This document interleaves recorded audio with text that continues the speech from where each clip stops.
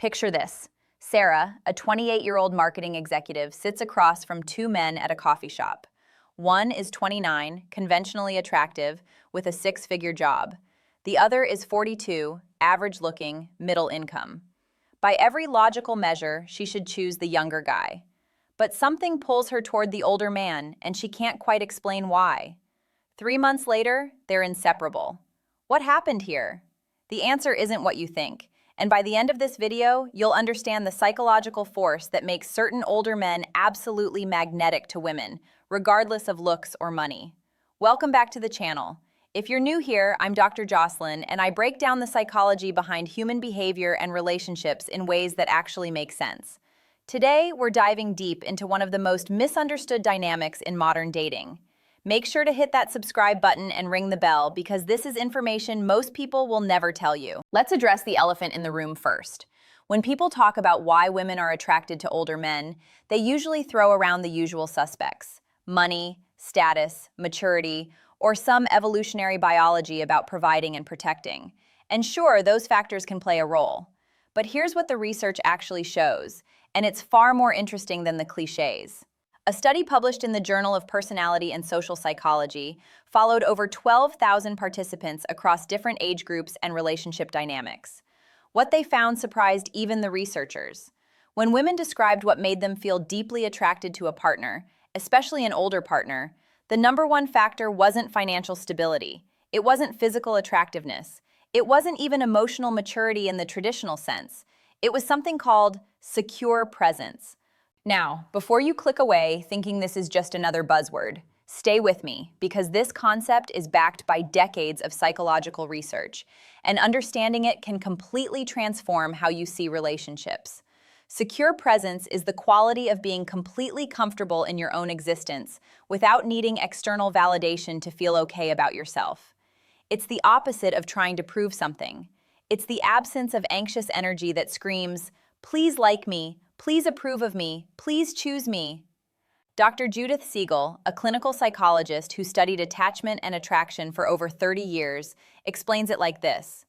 When someone has secure presence, they create a psychological safe space just by being themselves. They don't need to fill every silence.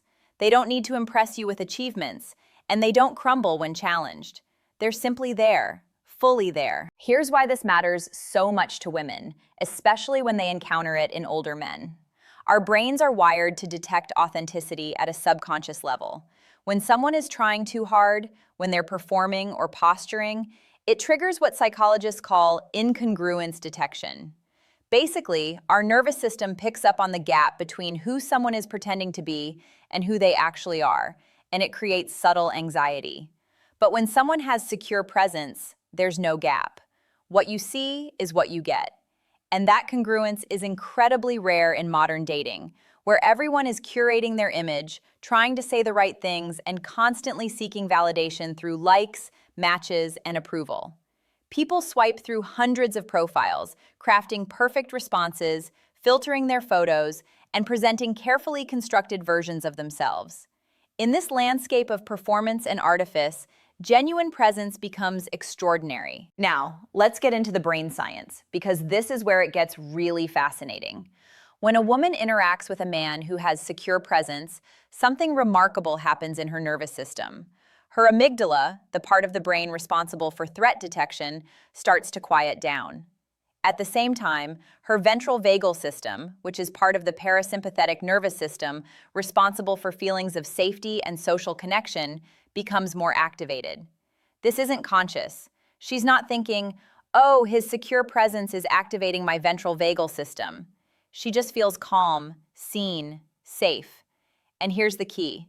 In a world full of anxiety, stress, and constant stimulation, feeling genuinely calm around someone is intoxicating. Research from the Gottman Institute shows that women consistently report feeling most attracted to partners who make them feel emotionally safe, even more than partners who are exciting or passionate. And secure presence is the foundation of that safety. This finding challenges the popular narrative that women want drama, excitement, or the thrill of uncertainty. What they actually crave at a neurological level is the peace that comes from being with someone who doesn't need them to be anything other than who they are. But here's where the age factor comes in. Why do older men tend to have this quality more often than younger men? The answer is both simple and complex: experience and ego death. By the time most men reach their late 30s and 40s, they've experienced enough failure, rejection, and humiliation that they've had to make peace with not being perfect. They've been fired, they've been dumped, they've made mistakes, and they've survived. This process naturally erodes the desperate need to appear perfect that plagues many younger men. Developmental psychologist Erik Erikson called this the stage of generativity versus stagnation, which typically happens between ages 40 and 65. During this phase, people shift from trying to prove their worth to actually living according to their values. They stop performing and start being. Think about it like this. A 25-year-old man is still figuring out who he is. He's trying on different identities, seeking approval from peers, building his career, and often deeply insecure about his place in the world. None of this is his fault. It's just where he is developmentally. His brain's prefrontal cortex, responsible for long-term planning and emotional regulation, won't fully mature until his mid-20s. He's navigating a world that demands he have everything figured out while he's still discovering who he even wants to be. But a 45-year-old man who's done the psychological work, he knows who he is. He's made peace with his limitations. He's not trying to be the coolest guy in the room because he's already learned that being the coolest guy in the room doesn't actually lead to fulfillment. This acceptance creates a groundedness that's extremely attractive. He's learned that his worth isn't contingent on external achievements or others' opinions. He's survived enough setbacks to know that failure isn't fatal. He's experienced enough success to know it doesn't complete him. Let me give you a concrete example of what this looks like in practice. Imagine two men on a first date. The first guy, let's call him Mike, is 27. Throughout the dinner, he's subtly name-dropping his job title, talking about his gym routine, mentioning influential people he knows, and carefully monitoring how his date is reacting to everything he says. His energy is outward, seeking confirmation. He fills every pause with another story about himself. When she mentions her career challenges, he immediately jumps in with advice to demonstrate his knowledge. When the check comes, he makes a show of paying, wanting recognition for his generosity. The second guy, David, is 43. He asks genuine questions and actually listens to the answers. When there's a pause in conversation, he's comfortable with it. When his date challenges something he says, he doesn't get defensive. He gets curious. When the server makes a mistake with the order, he handles it with calm grace rather than trying to assert dominance. His energy is inward, grounded. He shares stories when relevant but doesn't need them to land a certain way. He's interested in understanding her perspective rather than convincing her of his. Who do you think the woman feels more attracted to by the end of the night? Psychology research on attraction consistently shows that women respond more powerfully to how a man makes them feel than to what he has or what he looks like. And secure presence makes women feel seen, safe, and valued in a way that accomplishments and appearance simply can't replicate. This is because secure presence creates what attachment researchers call a secure base. It's the feeling that you can be yourself, express your thoughts, show your vulnerabilities, and the other person won't use them against you or withdraw their acceptance. In psychological terms, it's the difference between conditional and unconditional positive regard. Mike's energy communicates, "I'll be valuable if I impress you." David's energy communicates, "I'm okay with who I am and I'm curious about who you are." Now, I need to address something important because not every older man has secure presence, and secure presence isn't exclusive to older men. Some older men are just as insecure and approval-seeking as their younger counterparts. They've just gotten better at hiding it or have developed different coping mechanisms. They might use wealth as a shield, status as armor, or cynicism as protection. Age alone doesn't guarantee growth. It only provides opportunities for it. And some younger men naturally possess this quality because they've been through challenging experiences that force them to develop it early. Maybe they faced significant adversity growing up. Maybe they found mentors who taught them self-acceptance. Maybe they pursued therapy or personal development work that accelerated their psychological maturity. The path to secure presence isn't exclusively paved by years lived, but by lessons learned and integrated. Also, let's be clear, secure presence is not the same as being emotionally unavailable or aloof. Some men mistake not caring for being secure, but they're opposites. Secure presence means being fully present and engaged while not needing a specific outcome to feel okay about yourself. Emotional unavailability is protecting yourself by not engaging at all. The difference is crucial. One draws people in, the other pushes them away. The emotionally unavailable man withholds himself to maintain control and avoid vulnerability. The man with secure presence offers himself freely because he's not afraid of what might happen.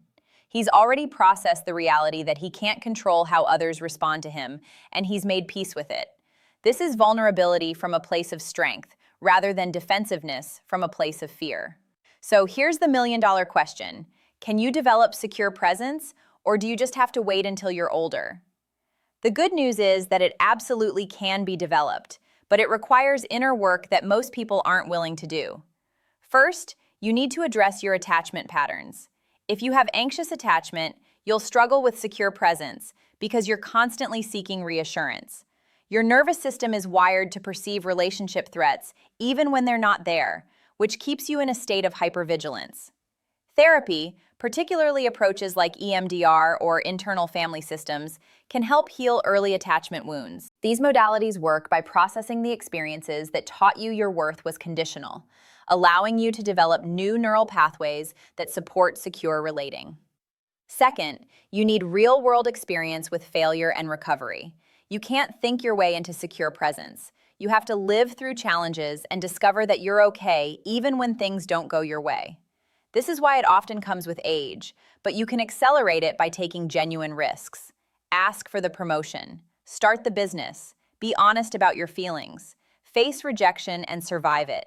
Each time you do, you're building evidence that your worth isn't destroyed by failure. Third, you need to develop a strong internal reference point.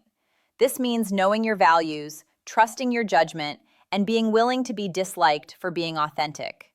This is perhaps the hardest part because it goes against our social conditioning. From childhood, we're taught to seek approval, follow rules, and fit in. Developing an internal compass means learning to validate yourself even when others don't understand or agree with your choices. Fourth, practice mindfulness and present moment awareness. Secure presence is literally about being present rather than lost in your head worrying about how you're being perceived. Meditation, somatic practices, and even certain forms of therapy can help develop this capacity. When you're grounded in the present moment, you're not rehearsing what to say next or replaying what you just said. You're actually experiencing the interaction as it unfolds. The journey to secure presence also requires confronting your relationship with validation. Most of us have been conditioned to believe our worth comes from achievement, appearance, or others' approval. Unlearning this programming means sitting with the discomfort of not knowing if you're good enough and choosing to believe you are anyway. It means celebrating your wins without needing them to define you and experiencing your losses without letting them destroy you. So let's circle back to Sarah from the beginning of this video. What drew her to the older man wasn't his age itself. It was the quality he developed through years of living, failing, and becoming comfortable in his own skin. He had secure presence. And in a world where everyone is performing and seeking approval, that quality stands out like a lighthouse in fog. When Sarah sat across from both men, her nervous system was reading signals her conscious mind couldn't articulate. The younger man's energy, despite his success and attractiveness, created subtle tension. She found herself wondering if she was saying the right things, if she was impressive enough, if he was genuinely interested or just going through the motions. The interaction left her feeling slightly exhausted, like she'd been in a job interview rather than a date. With the older man, something shifted. She noticed she was breathing more deeply. She wasn't monitoring her words as carefully because he seemed genuinely curious about her thoughts, not evaluating them. When she shared something vulnerable, he didn't try to fix it or top it with his own story. He just listened. For the first time in months of dating, she felt like she could relax into being herself. The most attractive thing you can be isn't rich, isn't ripped, isn't even particularly charming. It's real. Fully, unapologetically real, without needing anyone's permission to exist exactly as you are. This is what secure presence ultimately means. It's the courage to show up as yourself, knowing you might not be everyone's choice, and being okay with that. It's the wisdom to understand that trying to be everything to everyone leaves you being nothing to anyone. including yourself. In our image-obsessed, validation-hungry culture, this kind of authenticity has become revolutionary. It challenges every message we receive about needing to optimize, improve, and prove ourselves. It suggests that maybe, just maybe, we're already enough exactly as we are. And when someone embodies that belief, when they walk through the world not needing anything from anyone to feel complete, it creates a magnetic pull that transcends age, looks, or wealth. If this video gave you a new perspective on attraction and relationships, hit that like button and let me know in the comments what quality you find most attractive in a partner. And if you want to dive deeper into the psychology of relationships, check out my video on attachment styles right up here. Thanks for watching, and I'll see you in the next one.